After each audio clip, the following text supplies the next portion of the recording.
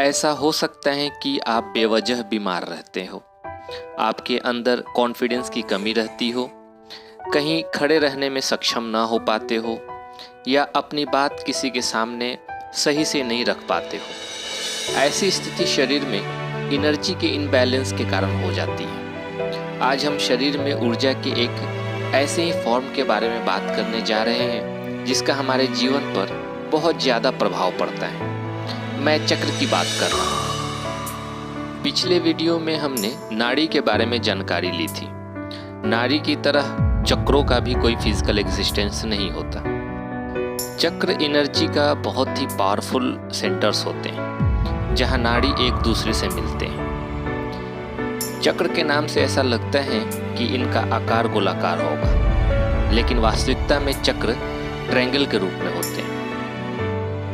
ऊर्जा का ये स्रोत जीवन को बिना अवरोध आगे बढ़ाने में सहायक होता है, इसलिए इन्हें चक्र कहा गया है। हमारे शरीर में कुल 114 चक्र होते हैं। इनमें सबसे महत्वपूर्ण 7 हैं, जिनके बारे में मैं आपको इस वीडियो में बताऊंगा। ये 7 चक्र बहुत ही महत्वपूर्ण हैं। इनके एक्टिव या इनएक्टिव होने पर हमारे जीवन पर बहुत प्रभाव पड़ता है। जीवन को चलाने के लिए सभी चक्रों का एक्टिव होना जरूरी नहीं है, बस कुछ ही चक्र जीवन को चला सकते हैं। योग का मकसद शरीर के इन चक्रों को एक्टिव करके जीवन के असीम अनुभव को प्राप्त करना होता है। ये 7 चक्र हैं: मूलधारा, स्वाधिष्ठाना, मणिपुर का, अनाहता, विशुद्धि, अग्ना और सहस्रारा। इन चक्रों को अब 2 डायमेंशंस में बांटा गया है, लोअर चक्र और अपर चक्र। लोअर चक्र में मूलधारा, स्वाधिष्ठाना और मणिपुर का आते हैं।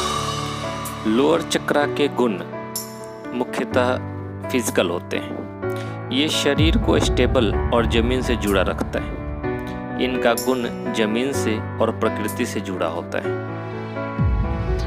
अपर चक्र में विशुद्धि, अंजना और सहस्रारा आते हैं। अपर चक्रास के गुण स्पिरिचुअल होते हैं। शरीर पर इनका प्रभाव अर्थ के अगेंस्ट में होता है।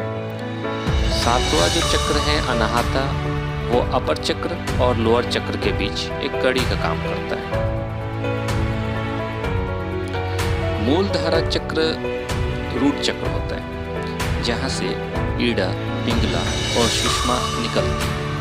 यह स्पाइन के जड़ में स्थित होता है। यह हमें धरती से जुड़े होने का एहसास दिलाता है। जब ये जागृत रहता है तब हम खुद को कॉन्फिडेंट फील करते हैं। खाने और सोने की प्रवृत्तियों को स्थिर रखने के लिए मूलधारा को संतुलित रखना बहुत जरूरी होता है।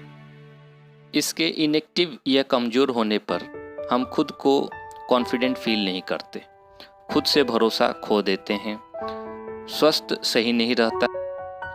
मूलधारा को संतुलित करने के लिए बहुत ही सिंपल मेडिटेशन है।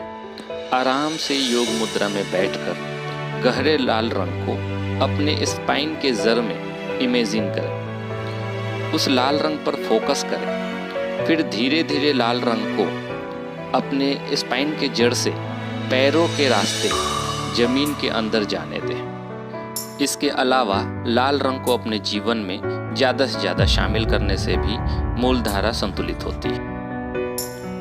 स्वाधिष्ठा चक्र, यह चक्र जेनिटल ऑर्गन से ठीक ऊपर स्थित होता है।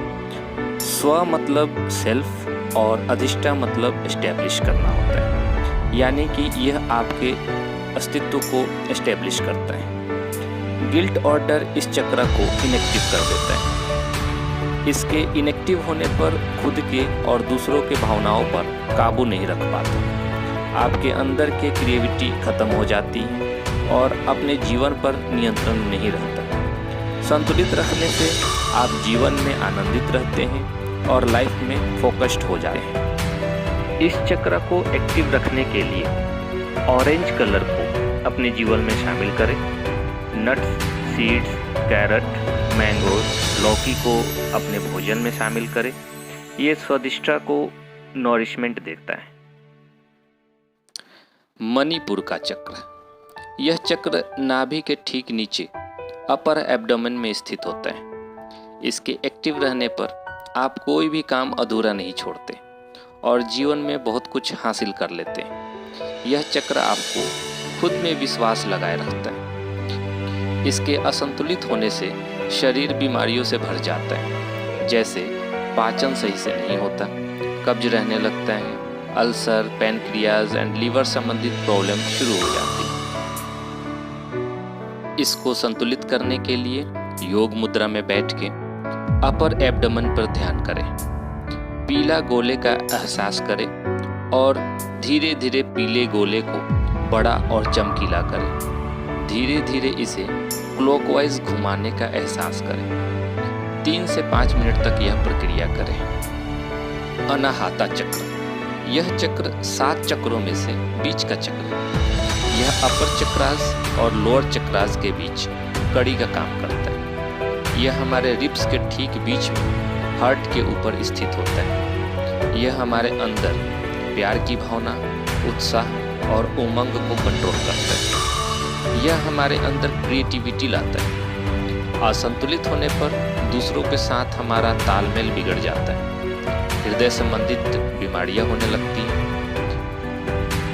स्ट्रेस, कोई बीमारी और इमोशनल अपसेट इस चक्र को ब्लॉक कर सकता है।